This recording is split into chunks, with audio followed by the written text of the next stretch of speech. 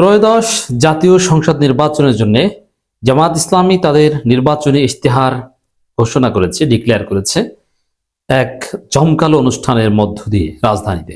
কিন্তু জামাত ইসলামীর এই ইশতেহার ঘোষণার মধ্য দিয়ে জামাতের রাজনীতির ইতিহাসে একটি বিরল ঘটনা ঘটে গেছে। দর্শক, দেশি বিদেশি কূটনীতিক এবং বাংলাদেশের বিভিন্ন স্টেক হোল্ডার্সদের যে উপস্থিতি জামাতের ইশতেহার প্রকাশ অনুষ্ঠানে এবং তাদের যে আগ্রহ, জামাতের ইতিহাসে কখনো এটা ঘটেনি। এবং জামাতের প্রতি আগ্রহ বিভিন্ন স্টেক হোল্ডার্সদের এতটাই বেশি যে অনেককে অলরেডি জামাতকে ক্ষমতাসীন ধরে নিয়ে বসে আছে, খুব সিরিয়াসলি শুনছে যে জামাত কি করবে বা কি করবে না। তো দর্শক, এখানে অতীতে বা আরো অনেক দল এবারও ইশতেহার ঘোষণা করবে, যেমন চরমোনাই করবে, যে ইশতেহারের কোনো তাৎপর্য নেই।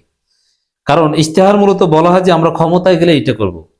তারা তো ক্ষমতায় যেতে পারবে না, তাদের ইশতেহার ধুয়ে তারা পানি খাক।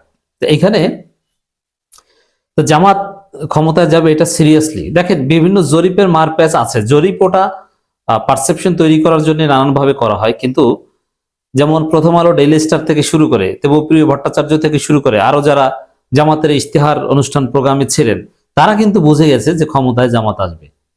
কারণ ডেইলি স্টার, প্রথম আলো তারা জরিপের নামে বাটপারি করলো, তারা জানে যে ক্ষমতায় জামাত আসবে, কারণ মাঠের চিত্র কি এটা তারা জানে। আর জামাতের ক্ষমতায় আসা এত সহজে ঠেকানো যাবে না এটাও তারা জানে। জামাতের সাথে এনসিপি আছে, যে এনসিপি ক্ষমতার হকদার এবং এটা অনিবার্য, এটাও তারা জানে। এজন্যে জামাতের এই ইশতেহার অনুষ্ঠান, ইশতেহার প্রকাশ সবাই এতটা সিরিয়াসলি নিয়েছে যে আগামীর বাংলাদেশ এই ইশতেহারের ভিত্তিতে চলবে, এটা মোটামুটি নিশ্চিতভাবে বলা যায়। দর্শক, এই বিরল যে দৃশ্য, কূটনীতিকদের উপস্থিতি থেকে শুরু করে যে জমকালো প্রেজেন্টেশন এবং যেভাবে তারা ইশতেহার প্রকাশ করেছে, এতেই তো তাক লাগিয়ে দিয়েছে। বিএনপির ইশতেহার তো অতীত দেখেছি, এবারও দেখবো জামাতের মতো এত স্মার্ট প্রেজেন্টেশন তারা করতে পারবে না। দর্শক, জামাতের 41 দফা ইশতেহার, 26টি অগ্রাধিকার বিষয়, মৌলিক যে বিষয়গুলো আমরা যদি একটু সংক্ষেপে আলোচনা করি। দেখেন, এখানে এর আগে বলেনি যে 41 দফা 26 অগ্রাধিকার, জনগণ এইসব এত কিছু বুঝবে না, অধিকাংশ মানুষ এটা বুঝবে না।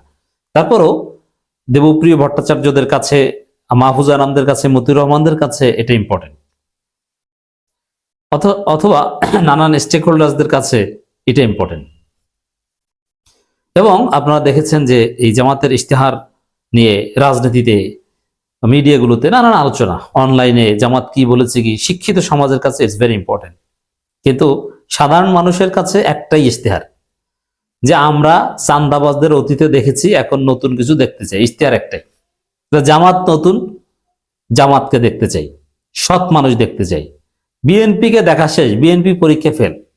এখন দেখেন, জামাতের বিপরীতে যদি জামাতের মতো নতুন অন্য কোনো স্মার্ট কেউ হতে পারতো, এটা কম্পেয়ারেবল হতো। কিন্তু যেহেতু জামাতের বিপরীতে অলরেডি পরীক্ষা ফেল করা গোষ্ঠী, বিএনপি বাংলাদেশের ইতিহাসে যে দুর্নীতি করেছে, এত দুর্নীতি আওয়ামী লীগও করেনি। দুর্নীতির বরপুত্র এই তারেক জিয়া, অর্থ পাচারের মাস্টার মাইন্ড, অর্থ পাচারের জনক যাই বলেন, বাংলাদেশে তারেক জিয়া, আরাফাত রহমান কোকো, এরা অর্থ পাচার করতেন। হাওয়া ভবন কেলেঙ্কারি কে না জানে। দর্শক, তারেক রহমান বিএনপিকে জাতি দেখেছে, তাদের দুঃশাসন জাতি দেখেছে, এক ভয়ানক দুঃসহ যাত্রা মানুষ দেখেছে। অতএব বিএনপি নিয়ে মানুষের ওরকম আগ্রহ থাকার কথা না, এটা পরীক্ষিত জিনিস। বিএনপি যারা করে তারা চাঁদাবাজের সুবিধা পাবে। আর কিছু লোক আছে, একটা দল করবে, ওই দল গণহত্যা করলেও যত বড় অপরাধী করুক না কেন, যেমন অনেকে এখনো আওয়ামী লীগের সমর্থন করেন, এটা স্বাভাবিক। কিন্তু সাধারণ মানুষ যারা রাজনীতি করেন না, তাদের বা যারা মূলত নির্ধারণ করেন কারা ক্ষমতা আসবে আসবে না, তাদের কাছে বিএনপির কোনো প্রাসঙ্গিকতা নাই, কারণ বিএনপিকে দেখা শেষ। এবার আসেন জামাতের ইশতেহার। দর্শক, নিরাপদ ও মানবিক বাংলাদেশের ইশতেহার, এটা হচ্ছে মূল কথা। এই বাংলাদেশ হবে স্ক্যান্ডিনেভিয়ান কান্ট্রিজের মতো, যেখানে নারীরা গভীর রাতে যে কোনো জঙ্গল থেকে হেঁটে গেলেও কোনো ভয় থাকবে না, জিন ভূতের ভয় থাকবে না, সন্ত্রাসের ভয়, ইফটিজিং এর ভয় থাকবে না।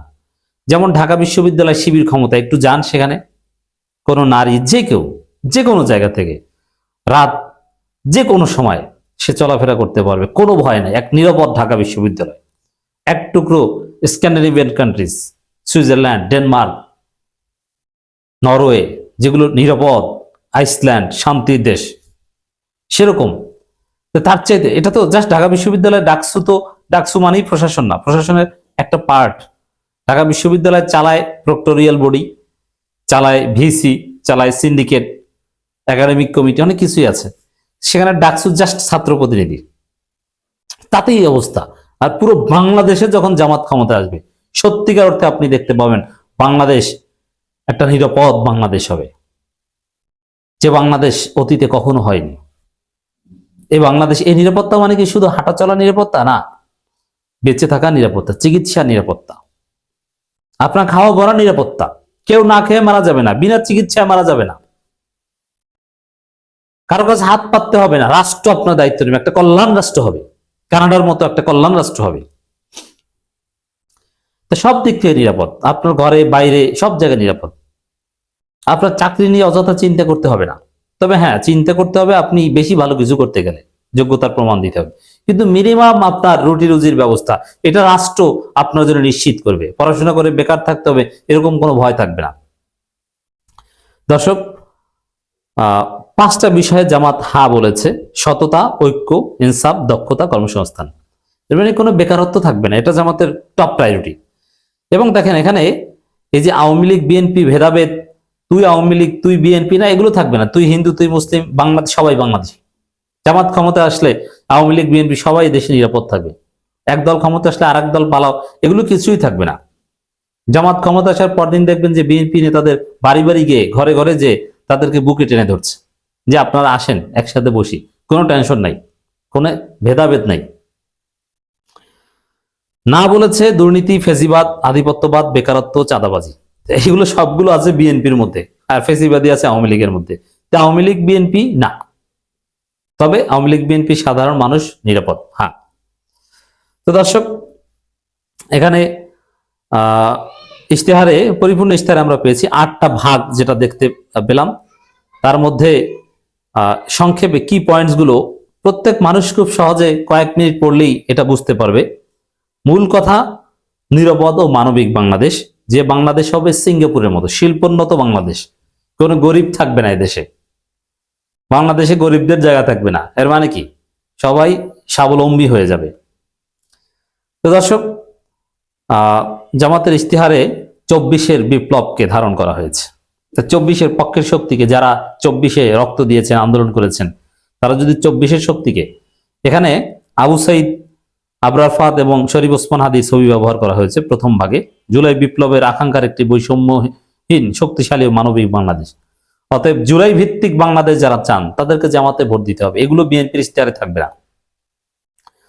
তো দর্শক, একটা ডিজিটাল স্মার্ট বাংলাদেশ, আপনার কাছে মনে হবে এটা সিঙ্গাপুর, এটা স্ক্যান্ডিনেভিয়ান কান্ট্রিজ, কানাডা। জামাত এরকম একটা দেশ আপনাকে উপহার দিবে।